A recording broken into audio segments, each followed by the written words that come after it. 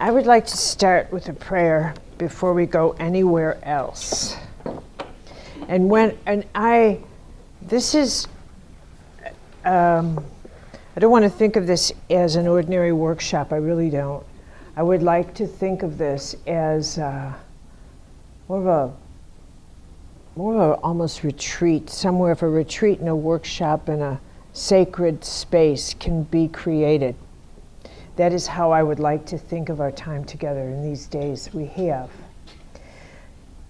And I am always mindful now of the beautiful prayer thought of Thomas Merton, this day will never come again. We'll never have a chance to be together like this again as we will these next days. And so I deeply believe that when you enter into prayer, that you enter into prayer. So close your eyes. And I want to give you an image that we're going to be working with. And I want you to imagine that you are walking into a forest, a beautiful forest, and you are by yourself. And it's misty and it's quiet, and you come upon a well, a beautiful well, and you approach it, and you look down and there's water. Clear, beautiful water, the water of your soul, but you don't know that yet. You don't know that. But the well is calling you. There's something in it. There's a mist that almost is refreshing you, your face, your whole body. And as you breathe it, that mist is actually coming into your sinuses, into your head. It's fragrant. It's not fragrant. It's like an elixir. And you stand there and you say, I am listening. I am listening. I am listening. That's all. And you say, I am listening. And then as you stand there, how will you come to me, Lord? How will I know you? How will I recognize you? I know you will come for me. You will slip into my being, perhaps in the middle of the night while I sleep. Maybe you will come to me when I'm not looking for you, when I'm distracted, staring into an oncoming storm, fearing my immortality. Or maybe you will come to me in the midst of a lie that pours out of my mouth effortlessly. You will let me know you are listening as I listen to myself say something that is not true as easily as if I were giving the time of day. I tell myself that lies are insignificant, that they don't matter. How do I know what matters, what is insignificant? What if I'm being tested, observed? Did you know I put my conscience to sleep years ago? Or maybe that's how you will come to me. You will awaken my conscience like a sleeping dragon. One day when I'm weakened by disease or fear or loneliness, and I will be forced to face the truth that I fear you. I fear truth. You are truth itself, and I feel that power rumble like an earthquake through my being each time my eyes look into the eyes of another human being. One word of truth exchanged through the eyes of another is enough to bond two human beings for eternity, the power of a sacred union. No wonder we fear truth. No wonder I fear you. How will you come to me, Lord? You will come through truth. You will make me need you, and I will come searching. You will make me shed my skin, my illusions, my weaknesses like boils ready to burst on my flesh. And then when I'm broken, too weak to deceive even myself, there you will be, already resurrecting my soul. Somehow, Lord, I found this truth already lodged in my heart. You've already come for me.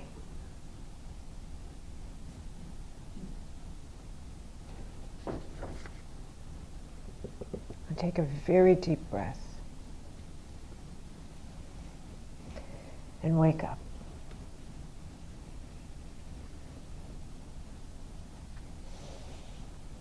Now,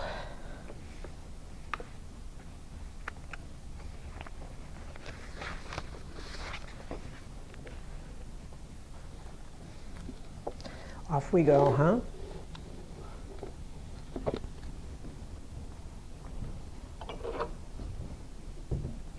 So, let me describe, that got to you, huh? Let me describe how I'm going to set up this, how I've set up this experience we're going to share in spiritual direction. There's a natural progression to the way you seek God. There's just a natural progression.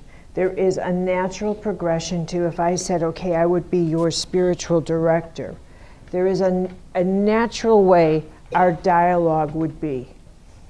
Because there's a way we are designed, an organic, archetypal way that we are designed. It's just the way we are. Our nature is stronger than anything else, and our nature has a way of seeking itself. And this follows that. You know, I had a really fascinating, one of those wonderful, and this year, because I've been teaching now for quite some time. I'm not new at this. And so through the years, I have had so many experiences, so many conversations with people who have shared with me that they are looking for something. They're seeking. They're looking for their highest potential, any potential. They're looking for where they belong. They're looking for the next step. They're looking, they're seeking, they're looking, they're seeking, they're seeking, they're looking. So I said to an audience this year, I looked at them, and I said, how is it at your age you don't know what you're doing? How is that possible? How is it possible that at your age you don't know what you believe? How is it possible that you have no idea what you believe in? Or a sense of what it is that sustains you on the inside. How on earth is that possible? How is that possible? That you have no idea, no clarity, no assurance of a God that you trust. How is that possible? And it was like throwing ice water on their face. It was as if no one had broken the spell for them. Made them realize that the time comes when you have to know.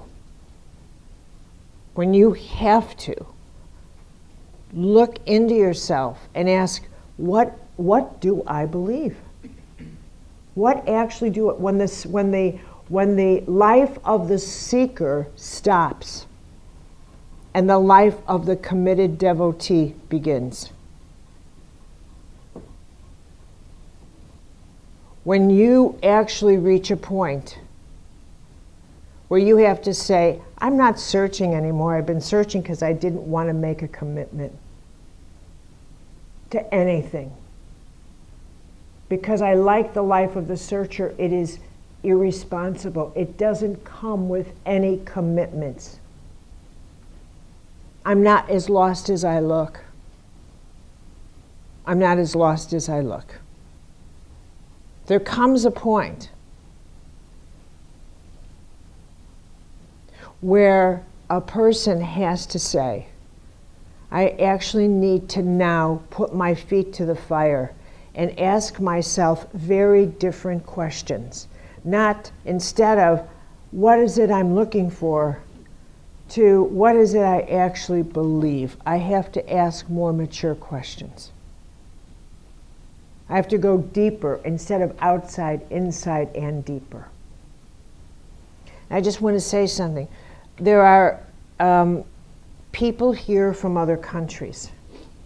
And I want to say to you that if I say something that you don't understand because of a language barrier, because unlike me, you speak many languages, I speak slang fluently, I want you to stop me. I don't want you to miss anything. I want you to put up your hands so that I will stop what I'm saying and say it again clearly. Is that agreed? For all of you from foreign countries. Okay, great. For those of you who speak English, make it the best you can. Okay. So we're going to progress in kind of a natural way that follows an organic path in us. Because what's true of everybody is that at some point, every human being, if they live long enough, etc., let's say as a person goes through life, they're going to ask certain questions. They're going to wonder about their life. They're going to ask, could you turn your phones off, please? The next time, I'm not nice about it. I'll get very short-tempered. I don't mean to, but that's the way I'm going to get. I'm going to warn you ahead of time. Phones and me, when I'm lecturing, are not a good combination. Okay, after that I get very nice, but there it is. Okay, so that said, we're going to start here with human beings by nature. By nature. We need instructions. We are, from the time we're born, from the very moment we're born, we are creatures that must have mentors, we must have teachers, we must be given instructions, direction. There isn't one part of us that doesn't need direction. Our bodies we need directions on how to work our body. We need directions on how to work our mind. We need teachers and directions on how to work our emotions. You don't scream, you manage your emotions. And we need directions on how to work and understand our spirit. Every part of us requires a director. Every part of us. Every single part of us. Without a director, without a physical director, intellectual directors who are called teachers, without a physical director, people of the body, the world of physicians, the world of the world of the physical. Without that, we would make it. We certainly would. We would develop. We would be forced to figure out how we worked on our own. And we would, because our own fundamental nature would take over as our teacher. Our nature would take over.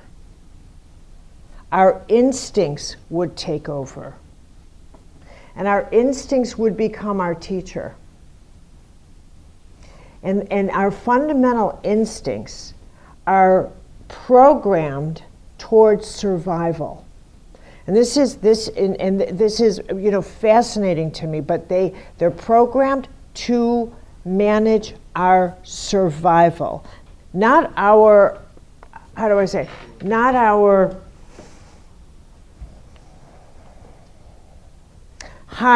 highest potential. Not at all.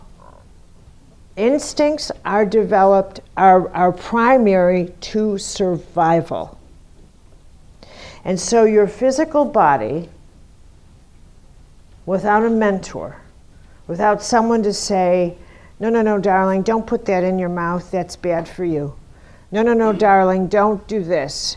No, your body needs rest. Your body does this. This is good for your body, this is not good for your body.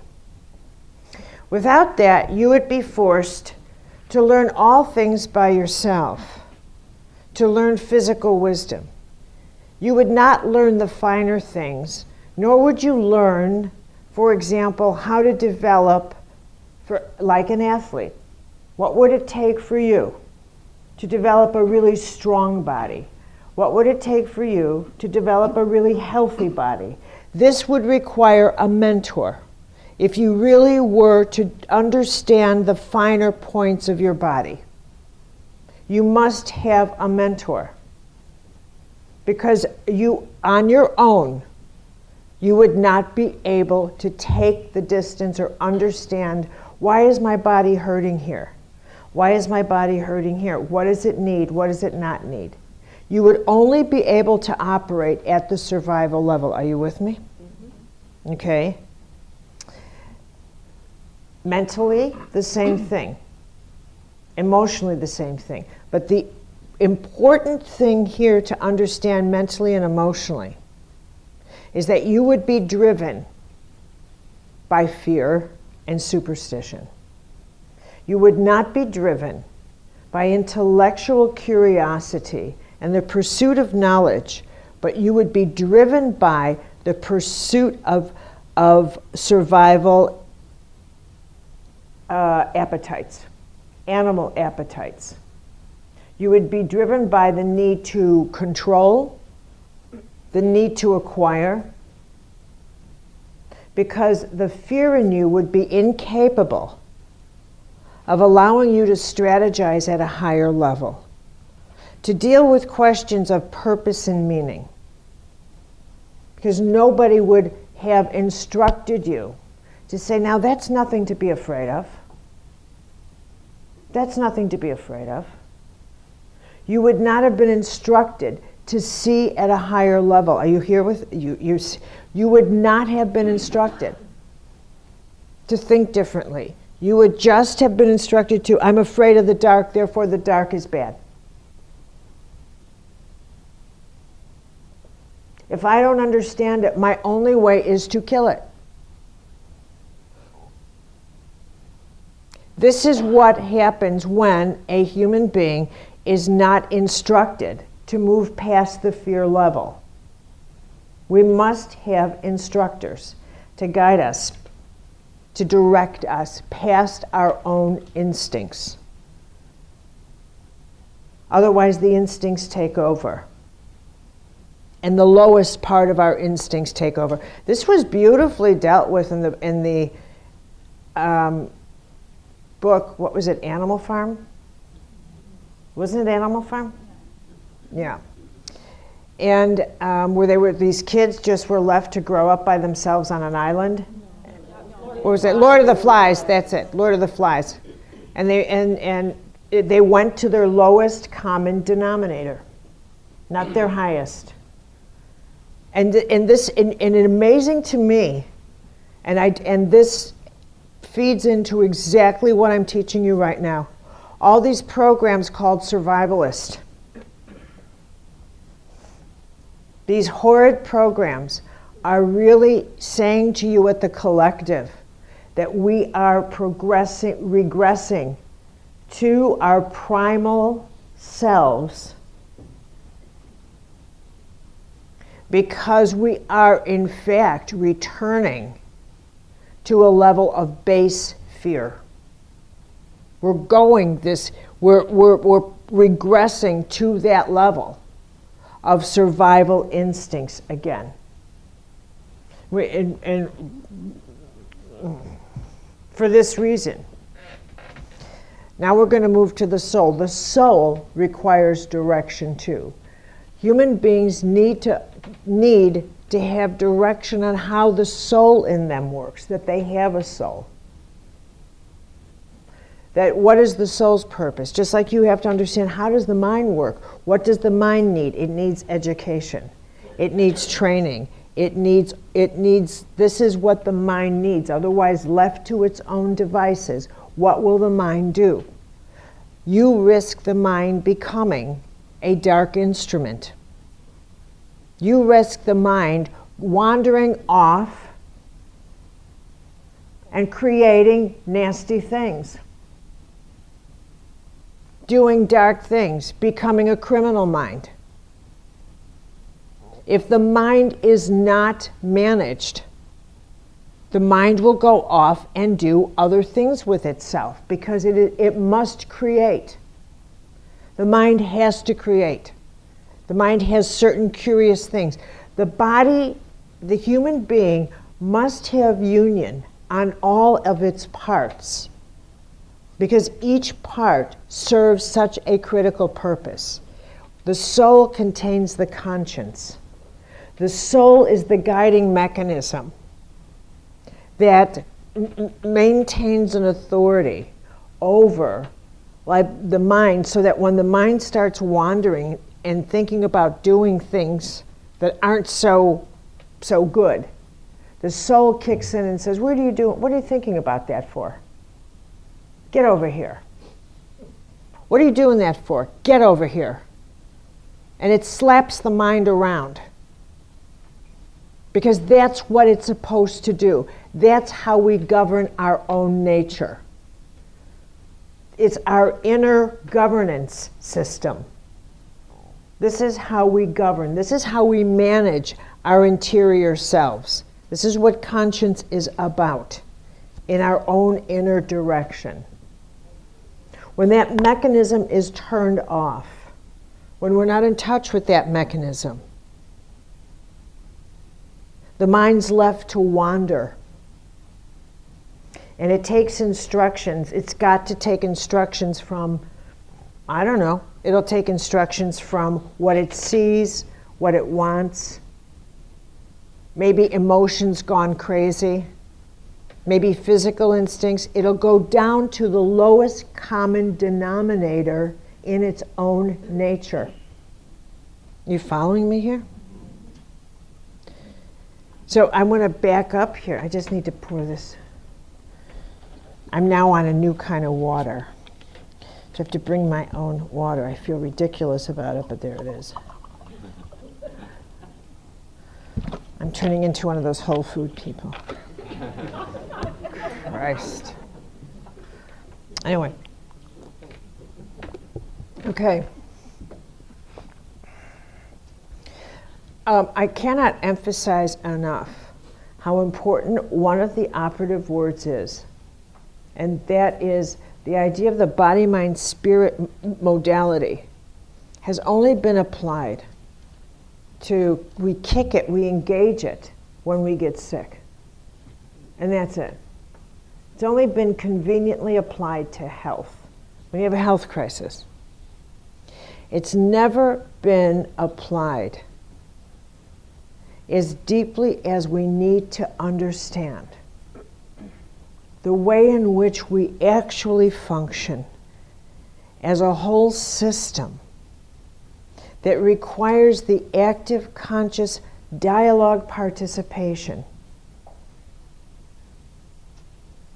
in order that we function like a system in which our conscience participates actively in decisions, participates in how our physical body works with our soul body, works with our soul instincts, our physical instincts, our mental instincts. This is an instinctual system of life.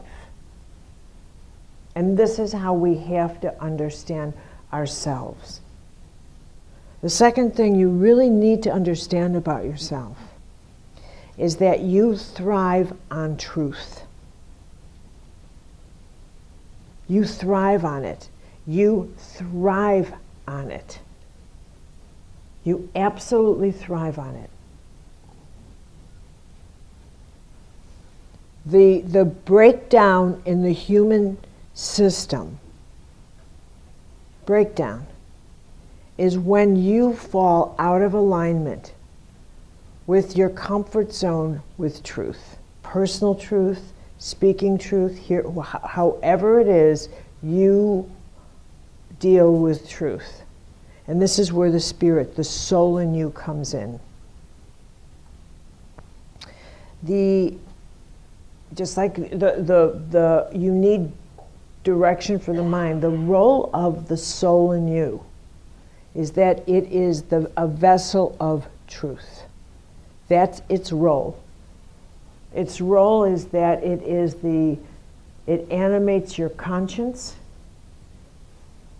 It participates in how your heart talks to you. How do you actually feel about this, about love? What do you actually love? How do you know what it is you are being guided to do? What's the truth here? What's the truth? How do you sense what's going on in your life? What is unfolding in your world right now? How do you actually sense what you're being directed to? What do you feel that's unfolding? If you have no rapport with that level of soul truth, you will always think that what's coming into your life is financial. It's a job. It's there to glamorize you. You'll always go to your lowest common denominator of what's unfulfilled in your wounds. You will always do that. You will always do that. What's unfolding must be something to make me feel better because I was wounded. You will always, always, always do that. Because you have absolutely no sense of who you are unwounded. None. The identity you will go to will always be your wounded self.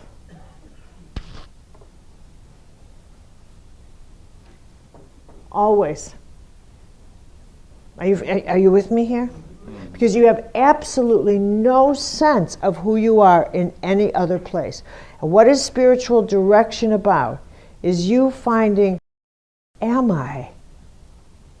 What is it I believe? What are the truths in me? Now, you know, in mysticism, there's a path that the mystics, especially John of the Cross or Teresa of Avila, that they kind of follow, that is just a given. It's a given. It's a given. And this path kicks into you. And it's going to kick in spiritual direction. It just is organic. And the dark night, and it just kicks in, and it kicks in healing. It just is. It is in our nature. And the first step of it's called the purge. You're going to purge. And what the purge is about you getting out of you everything that is not truth. You purge. It's a purge.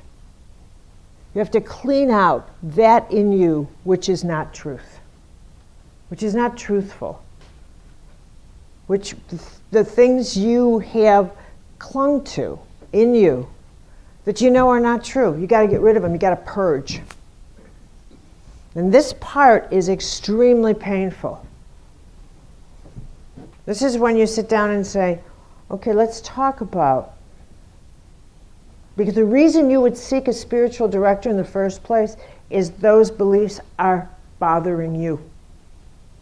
It's not me. As a spiritual director, I'm looking at you and I would say, what would you like to talk about? I know that's what you want to talk about because you're bursting inside. I know more than you. I know what you need to talk about. I'm not going to pull it out of you. I'm going to wait till you pull it out of yourself. But I know that's what has to happen. You are on the brink of the purge. So I'm going to tweak it. I'm going to tweak it because what I know is there comes a time that when a person is searching, you're not searching. You're trying to figure out how to stop claiming you believe things that are not true. How to get out of cycles that go nowhere. How to start asking questions that actually take you somewhere and to stop asking questions that have no answers. Here's a question that has no answer. Why did this happen to me? Stop it. It doesn't have an answer. I'll give you an answer because it did. Because it did.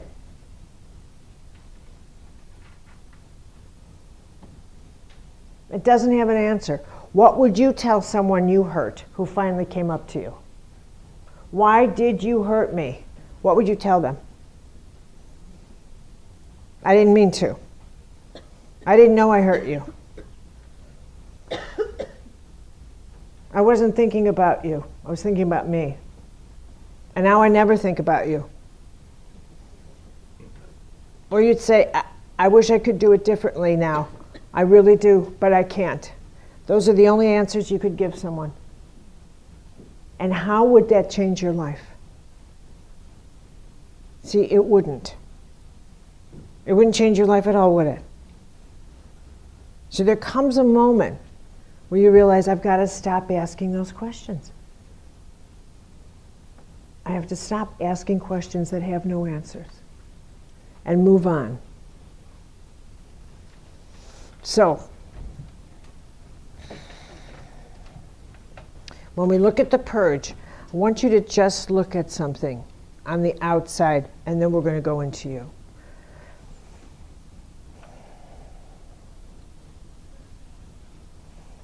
Through the years, through the decades, but in particular in the last 60 years, since we entered the nuclear age,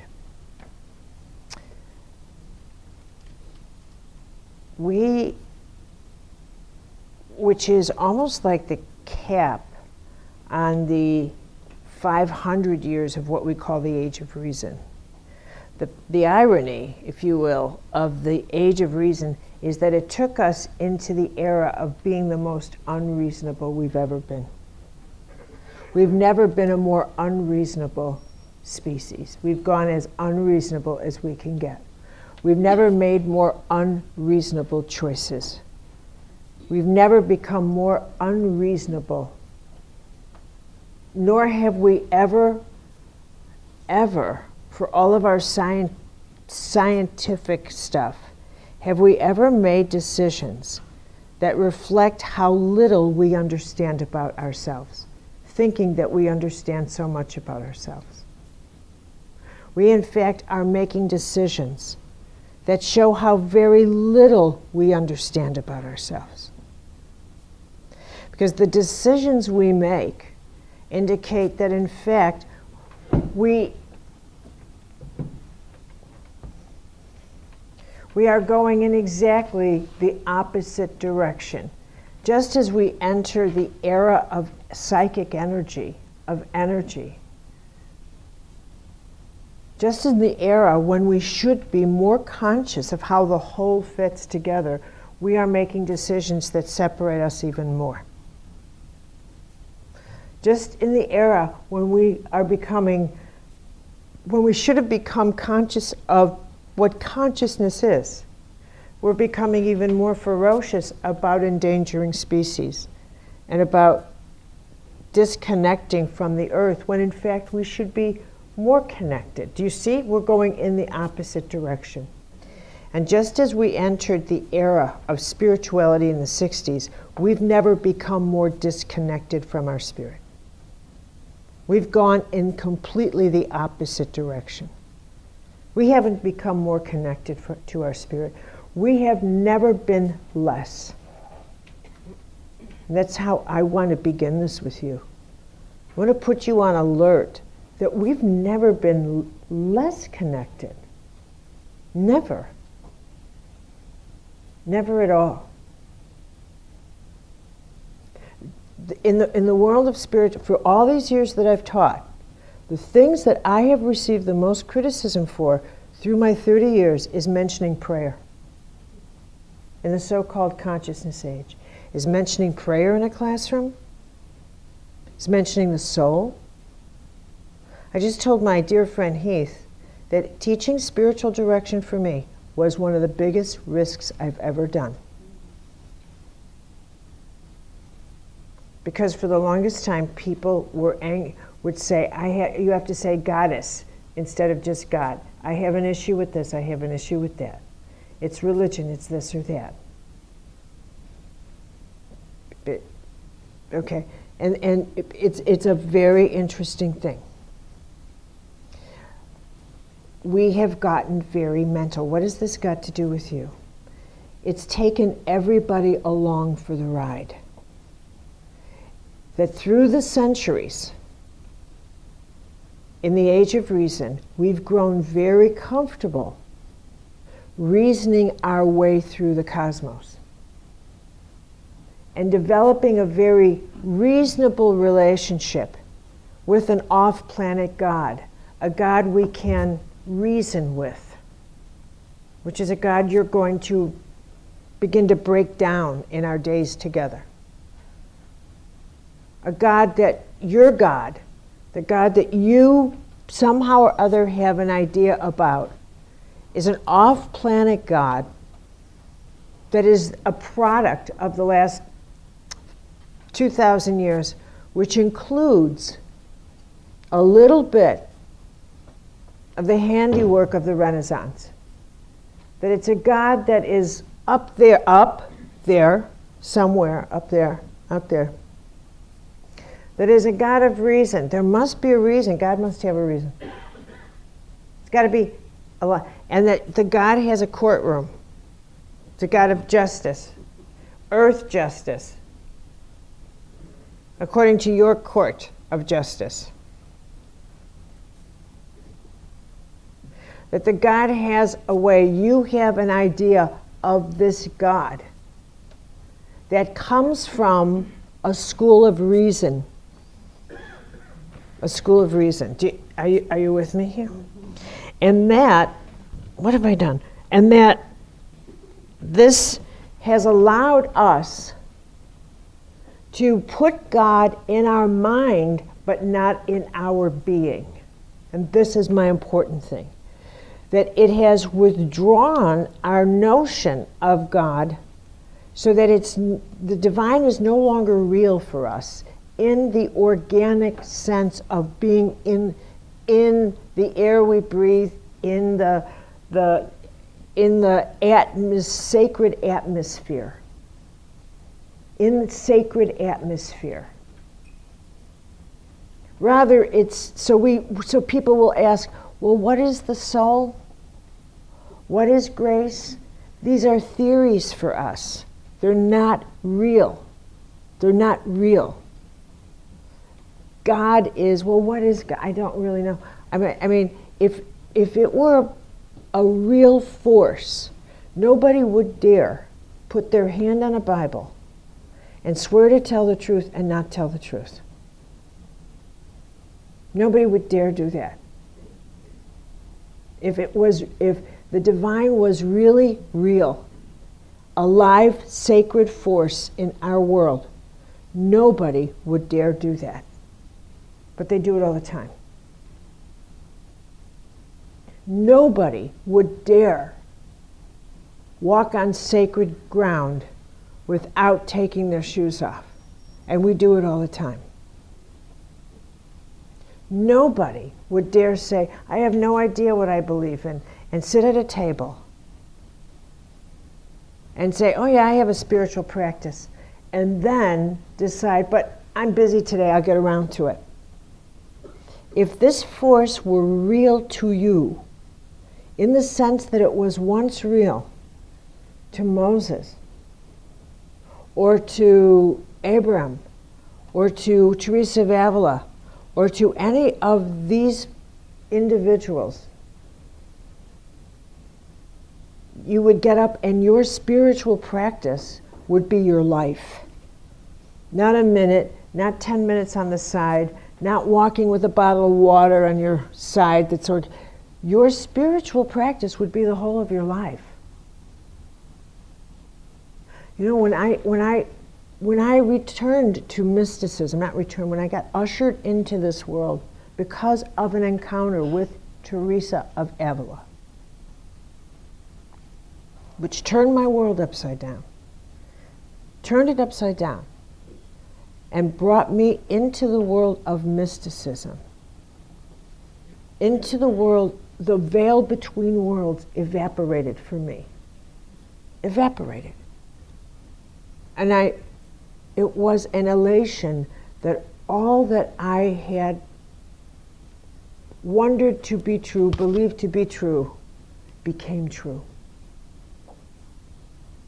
And a grand mal seizure blew open my brain. But the result was the fire on both sides became the fire. So when I'm teaching you, I am not telling you theory, and I have a lot of proof that I cannot prove. Except that I cannot tell you something that is not truth. It won't come out of my mouth. I tell you, well, it's not possible. Yes, of course it is, but not this. Not this. Believe me.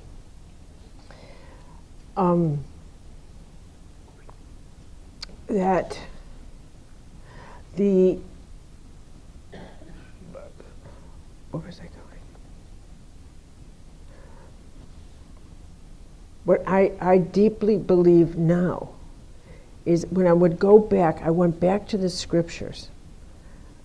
And now when I look back and read, for example, where it says Abram was visited by angels in the physical. I totally believe that happened in the physical. Totally, as it says in the Old Testament. I absolutely believe that's what happened. That the physical angels came and he said to his people, go serve them dinner. And they dined in the tent. And that as time progressed and we got to the time of Jesus, the angels would appear as light. And then when you read stories like Saul was on his way to Jerusalem, and the light came and it knocked him, he had a vision, and it knocked him off his horse and he was blinded for 3 days. And as you read these mystical experiences, you see the pattern, and this is important for you.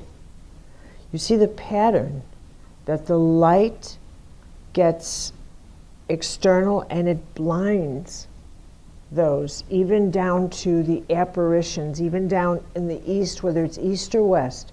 When the celestial world, when the holy world, when the holy comes to you, there is a blinding until you settle, until you're able to look, until you're able to come near that light. And that blindingness is this ferocious force that always says, like the way God called the prophets, it's so beautifully, he would call them, and like Abram said, I am listening. To which God said, fear not, for I am the Lord, and I am calling you. I am calling you. This is how the prophets answered.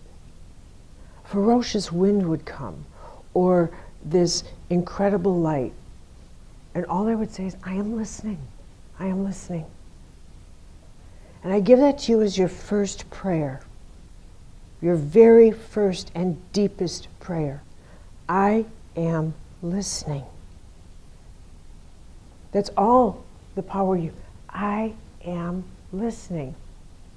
Stop thinking that you are ready for extraordinary instruction. Stop it. You haven't even learned to listen. You're greedy. Your first is, I am listening. And you hear, fear not, for I am calling you. And you are responding. And in those days, the response was the divine messenger came and said, God is calling you. Now I just want to hit this pause button and say these great stories speak of this universe in which, and I love to think of this, I love it, that there was this time when with Moses or Noah or Francis of Assisi or all these great saints that I lusciously love to hang out with in my head, that in their world, there was nothing much between their world and heaven. There wasn't all this chaos.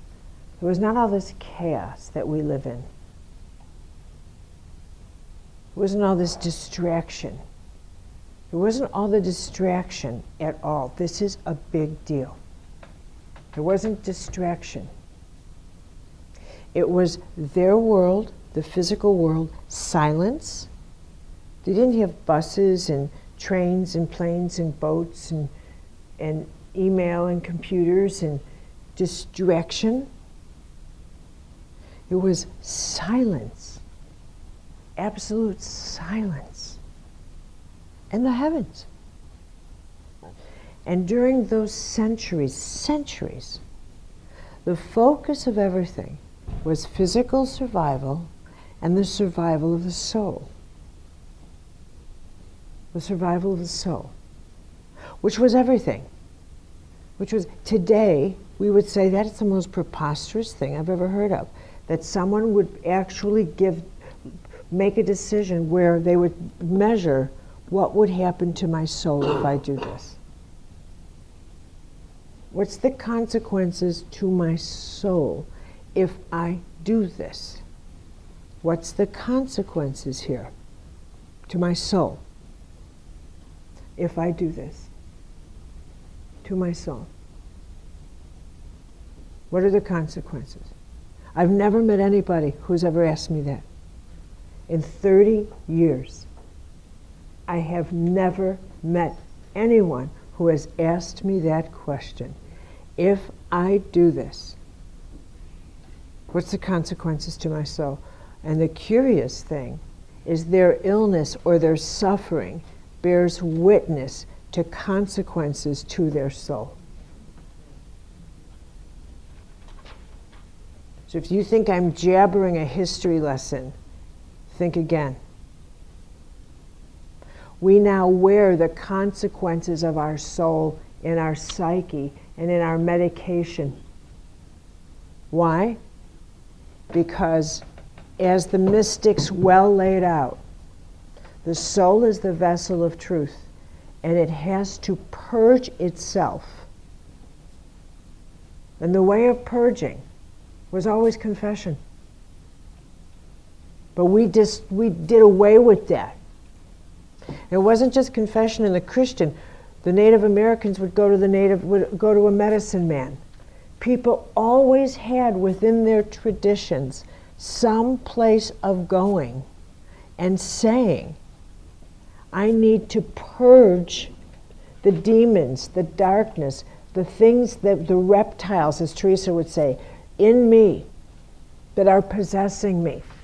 Because these demons are, watch the way this works, they are eating my mind and they are destroying my heart. So this is how it works. You cannot have body, mind, and spirit work together and not get how they work together. I have to purge my soul. My soul has become toxic. I've acted against my conscience. I've acted against my moral code, my ethical code. I've acted against my beliefs. And I'm going to say a great big huge bunch of things now. Great big huge.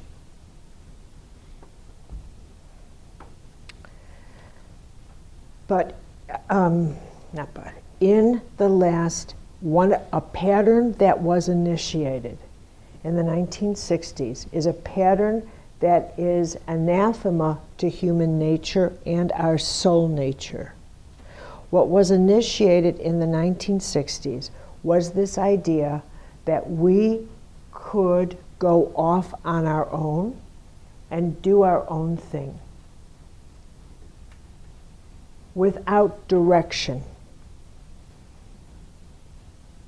that we didn't need direction, that we could just do our own thing, be our own thing, do whatever we wanted, ethically, spiritually, morally, we could just do whatever we wanted. We could just take flight. And in the process of that, we threw out babies with bathwater. It is okay to go and to pursue the self when the self's had enough direction on how to manage the self. You understand what I'm saying? Once the self has been schooled on the self, then go ahead and take the self on a long, as Bronnie would say, walkabout, or a hero's journey in the language of Jung. Then it's fine. Because you know how to manage your soul. You know how to manage your heart. You know how to manage you, and you understand your nature. But to take off and decide, and to dismiss the needs of the soul as if there's no sacred, or to declare that you understand the sacred just out of arrogance, because what people have done is they've become experts on what they don't believe and novices on what they do. And an expertise on what you do not believe is not a functional theology. Do you understand? And as a result, people have no beliefs at all. And as a result of that, it's given people license to not have a conscience. And we've taken the word conscience out and substituted consciousness, which has no meaning at all. To think you're conscious means that you're recycling.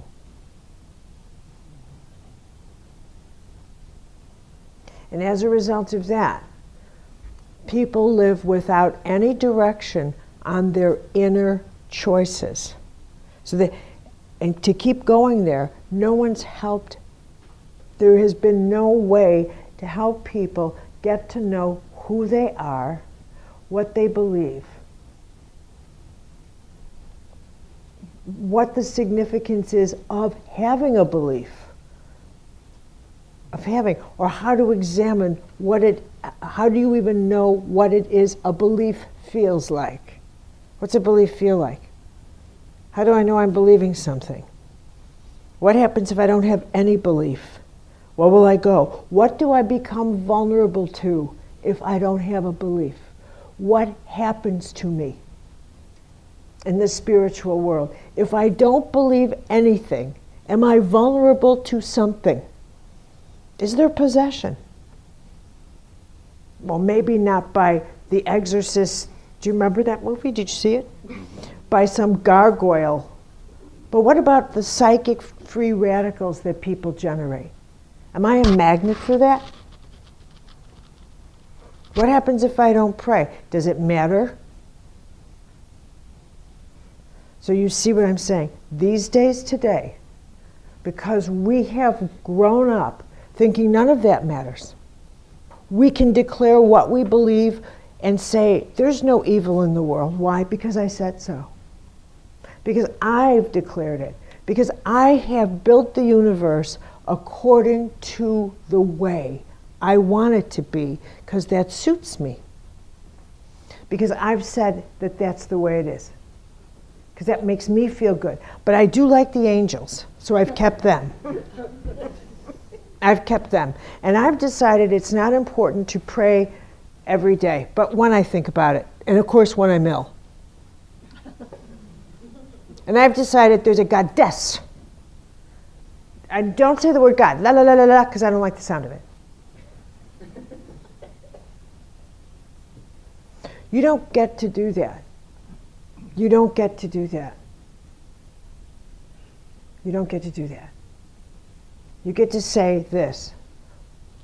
What has always been and what will always be. long after I'm gone? We start there. What has always been? What will always be? Long after I'm gone. Long before I was here. I don't get to rearrange the cosmos at all. Get a grip on yourself. Get a grip on yourself. Number 2, get adjusted to what Teresa of Avila tells her nuns. You're not special. Whoever told you that lied to you. Stop telling yourself that. That's one of the worst drinks of Kool-Aid you will ever take. It is torturous. You will live your life looking for something special to do, whatever that means. And everything in life will disappoint you. Everybody will disappoint you. That is a curse to believe that you are special.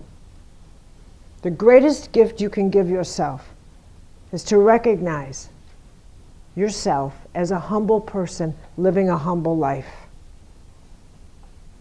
within your own human nature.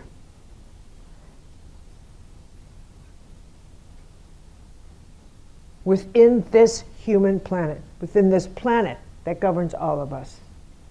Stop looking to be the exception to the rules. You are not an exception. You are governed by the same rules everybody else is. And now you're going to learn the rules. If you say you're special, you think you exist outside the rules, and that's when you get in trouble. That's when you get ill and you say things like, I can't believe this happened to me. And why not? Because I'm special. And the rules don't apply to me. Well, then jump off the building and see if gravity does. I'll meet you at the bottom.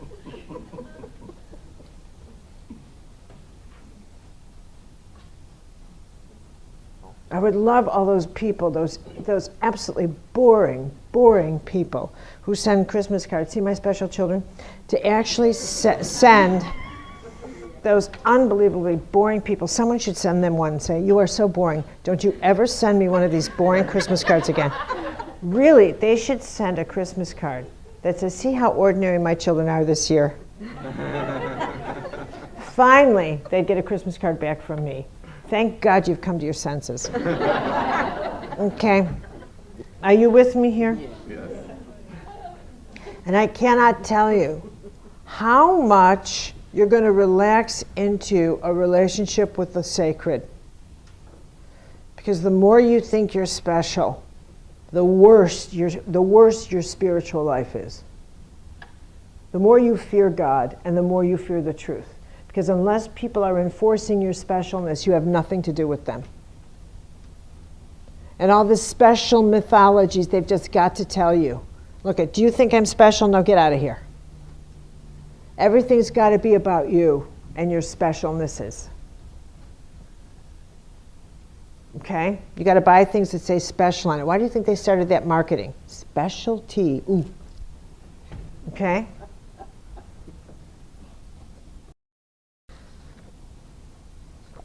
I'd ask you for questions, but I'm not interested right now.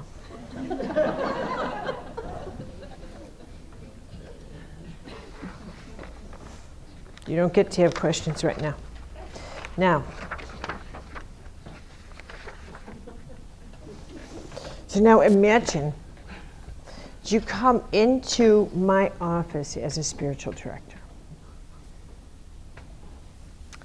And the first thing we would discuss, so I would ask you, what do you believe?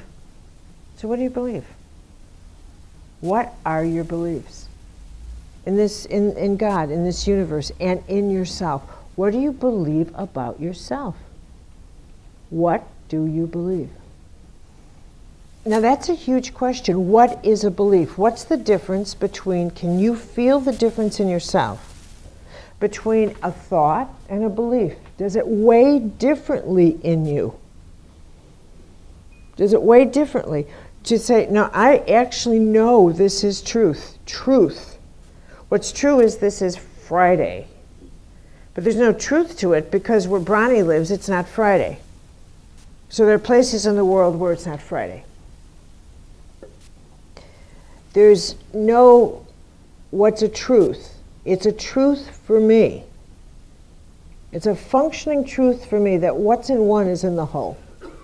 That's absolutely a truth for me. I cannot see nor viscerally experience how what is done to one affects the whole, but I know that that's a truth.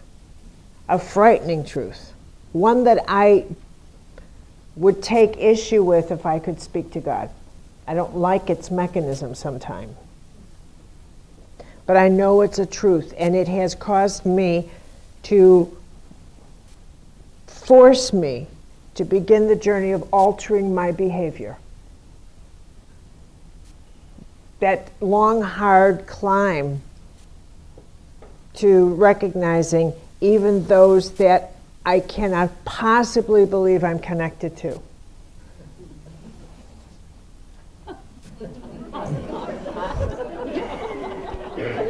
I won't mention.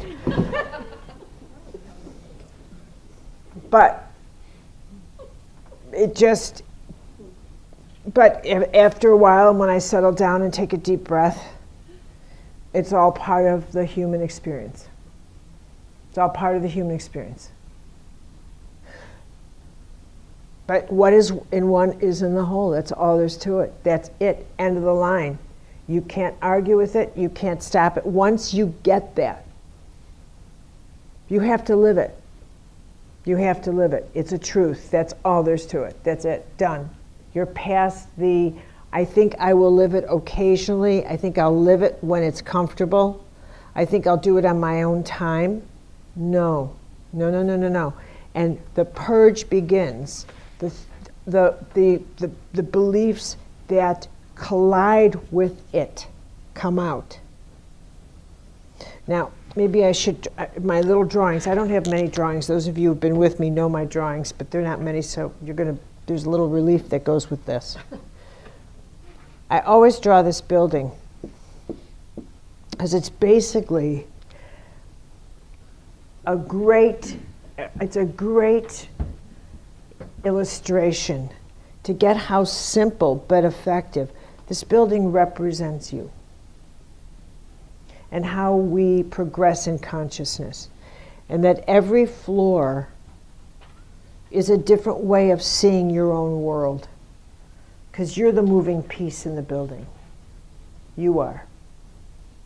You're the one that can go up and down. So on your first floor, you see the whole world you live in very literally through your 5 senses. But imagine in your penthouse, you see that you are by mountains and an ocean, and the air is clear and there is no sound. It's just the beautiful sounds of the world you live in. But down on the ground, it's traffic and there's street dust and crowds, and it's difficult and it's dangerous. But up here, it's just stunning, and the air is clear, and you see the night stars. Down here, you can't see the sky because of the street lights. So if you were to talk to someone who lived on their first floor in the next building, you would say, I live by mountains and an ocean and this. They would say, you don't. Even if, for example, even if they lived on the first floor, and they would say, no, you live in the same building, in the same address, but totally different worlds. Totally different worlds. And this is real. You can have this experience in New York or in any place else that has an inability to see Long Island or the inability to see the Hudson River. You can have this kind of thing. So this is in you.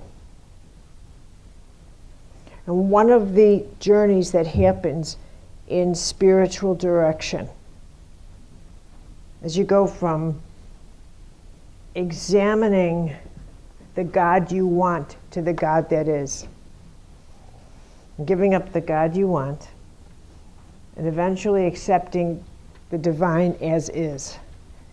And stop expecting God to bring answers to you to your life mysteries.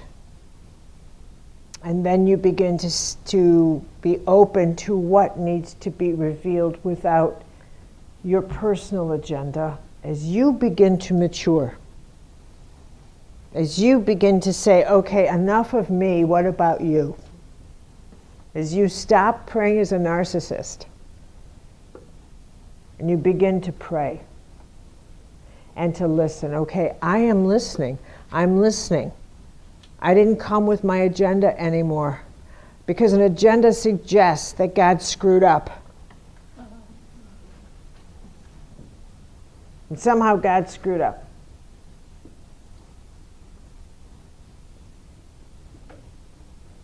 Okay. When you finally get to the point and you realize, I don't need you to be my lawyer. I don't need you to be my surrogate parent. I don't need you to figure out, to explain to me why you set me up with those parents. I don't need an explanation for why things have happened as they did. I'm going to stop asking questions that cannot be answered. Eventually you start rising, but with every one of those, the truth in your soul will start speaking to you more loudly. What does your soul feel like? It feels like that. The soul starts speaking to you more clearly because you are more open. This is how the soul starts. This is how this inner dialogue starts working. You become able to ask deeper questions. You start sensing it. And then as you start acting on that truth, you know it's the purge, that the world around you will change to reflect the world within you. That's just the way it is. And there'll come places as you rise where you will stop and say, I'm not going to go any further. That's it. That's as far as I'm going. I don't want to know anymore. I don't want to pursue anymore. And I've told the story 1,000 times. It's a bit of an exaggeration, but a lot. This man did me such a favor, did such a favor for me in a class in England where he was saying that in his own spiritual journey, he'd reached a place where he was beginning to understand the power of forgiveness. That it wasn't about saying, all right, what you did didn't matter. It was really about understanding that if you hurt me, I will get the desire to hurt you back. It will activate vengeance. It always does. Because that's our nature. Part of spiritual direction is what you are saying is, I want to understand my nature and how it drives me. What are you really seeking? You're seeking to understand your nature and how it drives you. And he recognized that actually forgiveness is my realizing that if I don't hurt you back, that in you hurting me, I'm recognizing that my desire to hurt you is equal to you hurting me, that you've awakened in me a real nasty part that I didn't see. You've awakened in me some really ugly, nasty part. That makes me, what I realized is I got what it takes to hurt someone else, to be just as ruthless, whether or not it's to you or anyone else. I got what it takes. All I need is the right motivation, and I can do the same thing you've done to me. That's all it takes. All I need is to be provoked in the right way, and I'm on this like a duck on a June bug, and that's what you have shown me. Even if it's taking something, even if it's like stealing an inheritance. I may not steal an inheritance, but if my security were threatened, I don't know what I'd do. I don't know what I'd do. I have no idea what I'd do. You just got there first. You just got there first. And that's why I'm so angry. If I really had to admit it, you got there first. And the fact is, I have what it takes to do this to you. Yeah, I do. You just got there first. And that's why I hate you so much. You beat me to the finish line. So what forgiveness is all about is saying, I want to thank you for showing me that I've got what it takes to do what you did. It's the biggest truthful admission you'll ever make. And then you take it a step further and you say, and I never want to do this to anybody. I never want to do this to a human being. I don't want this in me. This is what I'm crucifying. I'm taking this to the cross, and I'll see you later. As soon as this part of me is dead and gone, I'll come out. Then I'm going to come out. I need to get this out of me. I need to purge it, because it is bad news. So the first step is, I want to thank you. And that's called forgiveness. Because there's nothing, this is wicked. But I finally see me and you, even though it may not be act to act. Someone can say, how can you forgive someone who's killed your child? You're stretching a lot. You are stretching a lot. I don't want to go there, because these are crimes of such unique pain. They're unique pain, and I have to put that. How could those girls ever forgive Ariel Castro? 10 years of being tied up in a basement, you know. This is where I would have to say, okay, then let's talk about the other side, which is, would I tell them never forgive, stay angry, stay hurt? Where does that benefit them? Who is the one that's going to suffer even more by keeping that demon in? What is their option here? Do you see what I'm saying? What's the option? I would never say to them, well, then let me just say, you just keep hating, and I'm going to support that. But in the forgiveness, what this man realized is there's no other path. There is no other path. And then he said to me, I don't want that truth to consume me like a fire, because then I have to live it. And it's right here. You know, it's right here. It's just about to grab my heart. And if it grabs your heart, it's like being with someone and you're just about to fall in love with them. It's this close. It's this close. It's this close. And you think, I got to get away, because if it comes any closer, it's all over but the crying. You know what I'm saying? And you think, don't touch me, don't come closer, this is it, I got to get out. And then he said to me, I don't want to hear any more. I got to stop it right here, because I will have to be the most forgiving person in my family now, because they don't understand this. Which means I'm going to be the one that has to be forgiving, understanding, and I still need to be angry. I still need my anger to survive with those people. And he said, so I can't afford to let that truth get into me. So it's like I can't afford to go up a level. Now this is really brilliant, because as you pursue your own spiritual direction and you start asking, what do I believe, what don't I? You won't ever come out. You're going to stay in. There'll come a time when you think, I'm so accustomed now to examining what is real and what is not, that at some point, everything's going to change in my life, and maybe I should just stop asking. At that same point, you're going to know it's too late. It's too late. So, I'm going to ask you some questions, and I would like you to answer them if you don't mind. As if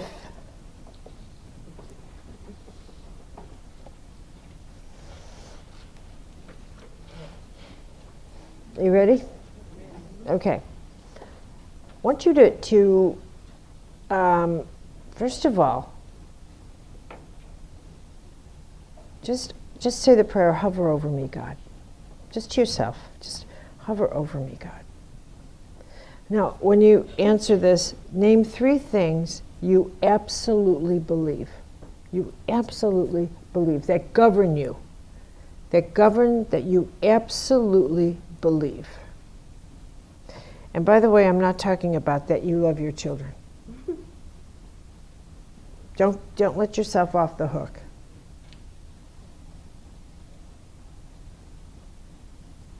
Because I would ask you that if we were sitting in our first class.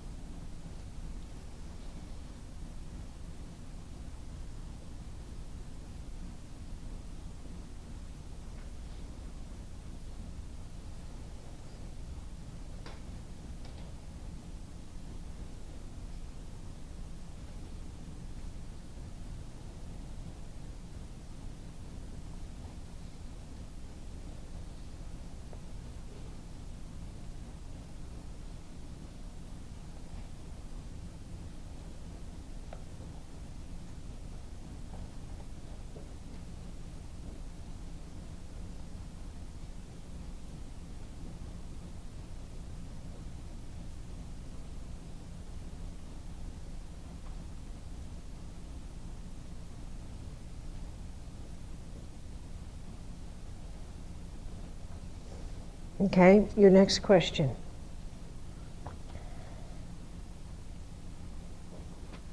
What do you believe to be true about the God you believe in? Name 3 things. What do you believe to be true?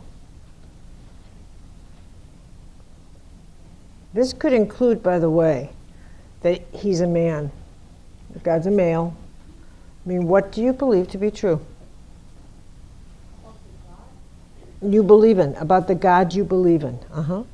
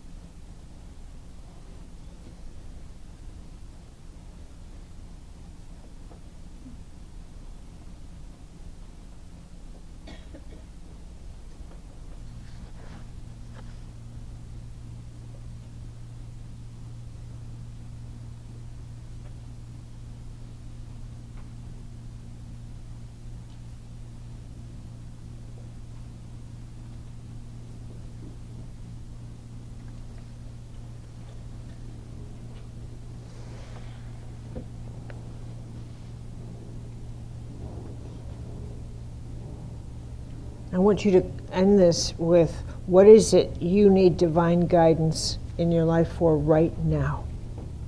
Right now. If an angel showed up and said, I'm a messenger, give me the message, I'm going up, back up to heaven, what is the one thing you need guidance on in your life right now? Write it down.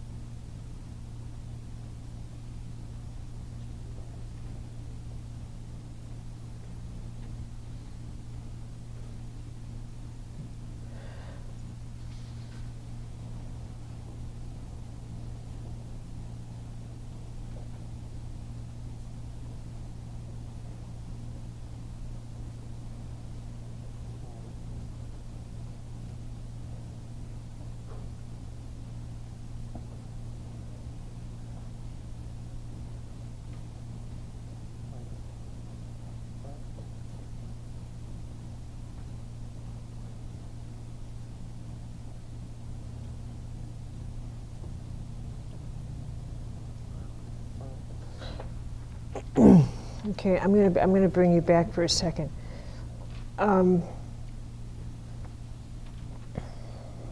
Eventually, I'm going to let you share with each other, but not right now. But before we go to lunch, so these sharing is going to be a very important part of this, and just sharing what it is you believe, what it is you're questioning. It's going to be a very important part of this workshop together. And examining what are my essential spiritual needs. What are they? What is a spiritual need? What is that in the first place? When we discuss a spiritual need, and I would ask you, like, what are your spiritual needs, for example? What does that even mean? I would expect most of you to say, I don't know. I don't know what my spiritual need is. I haven't got a clue. I've never asked myself that. I don't even know what that means. And maybe you would say to me, that's what I've come here to figure out. I haven't got a clue. I've never thought about that. And a spiritual need is, maybe some of you would say, Maybe I want to learn how to pray. I don't even know what prayer is. I don't even know if it's effective. Someone once asked me, do you have any prayers that work? I mean, what's praying? I feel like I'm talking to the air. That's fair. Because that is a spirit. I mean, what's the consequences of having a spiritual need, not recognizing it? And is there a consequence in my body, mind, or spirit that is the result of an unmet spiritual need, and I don't even know it, but I've been treating it like a psychological problem, but it's in fact a spiritual one? Do I suffer from a spiritual crisis that I thought was a psychological or an emotional one? Is that possible? And the answer to that is absolutely. Absolutely. And that an essential spiritual need is every human being, and we'll talk about this, but not today. Every human being needs time to reflect on how they are making choices in their life. How and why you make the choices you do. What motivates you. Whether or not your choices reflect what you really feel, what you really want to say. Whether or not they're coming from you or being forced out of you. Whether or not what you do is compromising who you are or has integrity. That you end the day feeling your spirit is going to sleep with you. Or is it fragmented through your life? Through the day. Where have you left your soul? Where is it? Where is it? Is it all inside of you as you have come to rest for the night? This is an essential spiritual need. Have you acted in integrity that way? This is not a religious question. This is the nature of the soul.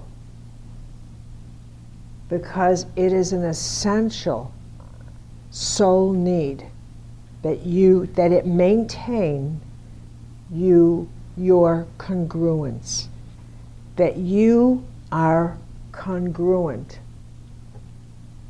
that what you say, how you feel, how you live, and your actions follow the same chord right through your chakra system.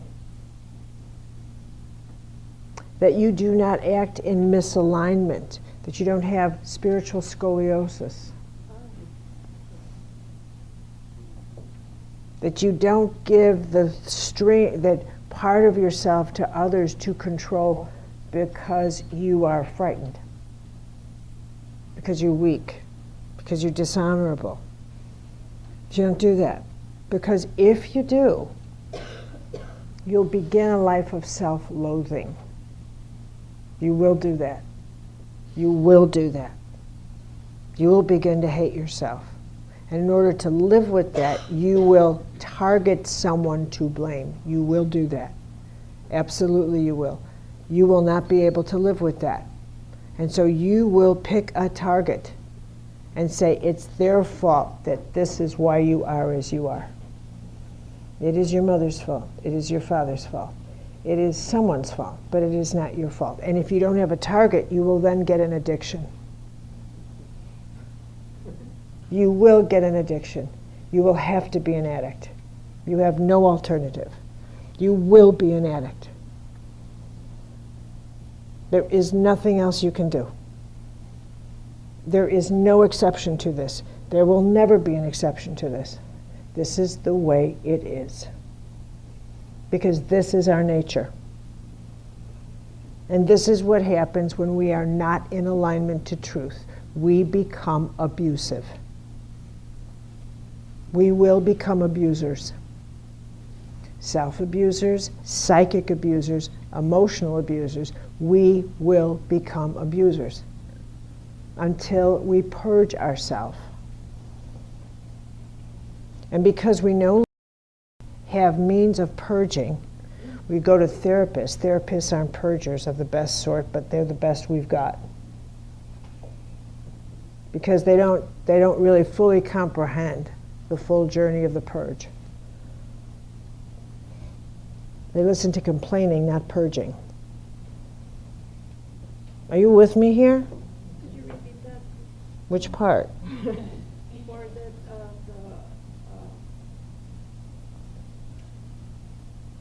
therapy and purging.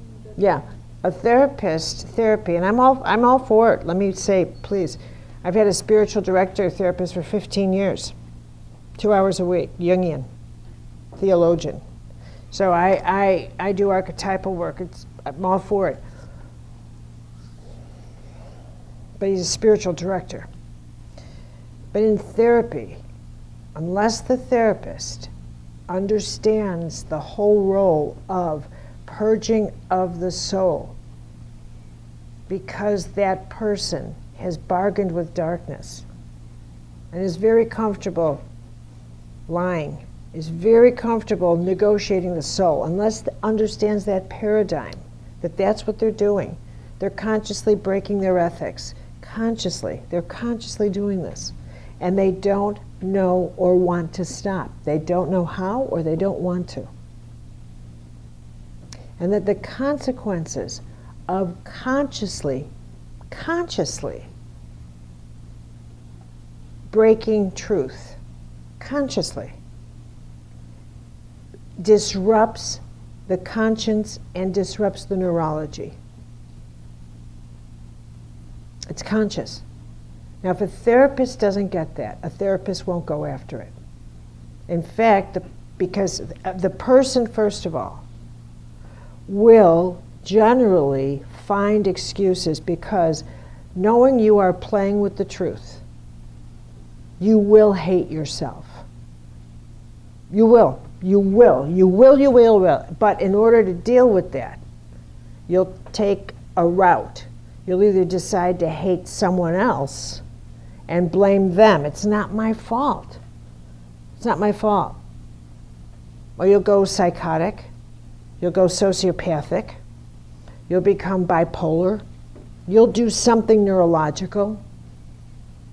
You will do something disruptive. You'll become manic. You'll become depressive. You'll find something that disrupts. Because we, in the early 1960s, we detached from the sacraments, in any religion. In our society, we detached from any form of the sacred across the board. But because we're primarily Judeo-Christian, I have to use that. But we just detached. In Europe, here, we just detached from any means and any idea that any rituals of conscience, soul conscience, were necessary. We decided they weren't. We decided it was okay for any form of behavior to exist. That it was now up to us to do whatever we could self-regulate. We could give ourselves direction. That's the word. That we could give ourselves any directions that were required. That we could do that. From that point on, we became self-regulating. We deregulated. From that point on, the society disintegrated morally, ethically, everything. Because we just were on our own. We didn't care. We ceased to care about that in our society. We just went mad. And then we declared there was no evil. Because we just couldn't rein ourselves in. And that we could do whatever we wanted. And so we have, and we've done it. Do you see what I'm saying? Okay, we do whatever we want. I'm not even being like a moralist. I'm simply giving you history. I'm absolutely giving you history. I'm not even being like a moral, I'm not here on a moral plane. I'm telling you history. This is simply cause and effect historically. And now, we actually need to create an archetype for people who tell the truth. They're called whistleblowers. We have people who are married, live together, have babies, have to go to a marriage counselor to tell the truth to each other because they don't even know how to do that. They don't even know how to do that because they don't tell the truth. And it's astonishing to me that when people, one of the biggest crises people say is, they don't know me. Why? Because they don't speak the truth. Nobody reveals anything. You have to fill out a form when you're dating to put the truth down because it's what's true about me. It's a big deal in a relationship to say, well, they know me. What the hell does that mean? What does that mean, they know you? What are you talking about? And now we have this anomaly called the inner self. My inner self tells me. What's your inner self tell you? My inner self tells me that I should talk to you about this. Why don't you just talk to me about this? And leave your inner self out of it. See, my inner self feels this way. And what I realized is the inner self is this anomaly ego of our time that we've created that is a shield so that allows a person to speak the truth and not have that part rejected or humiliated because we never speak the truth anymore. But if a person pulls out their inner self, they're protected. See, I got it on the inner. Instead of saying it directly, see, my inner self is telling me, the inner self truth looks like it's half been a revelation from God and half their tender emotional self. So you put the two together and you have their inner self, and now they can do whatever they want. It's the irresponsible divineness in them that says, my inner self's telling me this isn't right. Why don't you just say, I don't want to do this. I'm irresponsible and I'm out of here. But instead, they pull out the inner self. My inner self is telling me. Because nobody can speak the truth anymore. Now do you got it?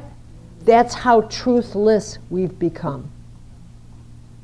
That's how incapable we are of managing truth.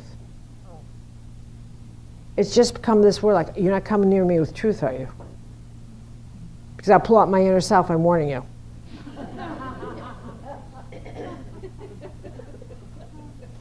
I'm warning you, I'll start speaking from my inner self. I have to go process this. This is how we've evolved. And if you you look at, we should have progressed so much more in healing for being this age of consciousness, and in fact we've gotten even more toxic. And it's because we really have not ever dealt with the role truth plays. And that's this. Are you following that here? It's a very bold thing you guys are doing, going into yourself like this. I have to say that. Kudos to you, especially with someone like me. Take no prisoners. Okay. I'm going to let you have a break.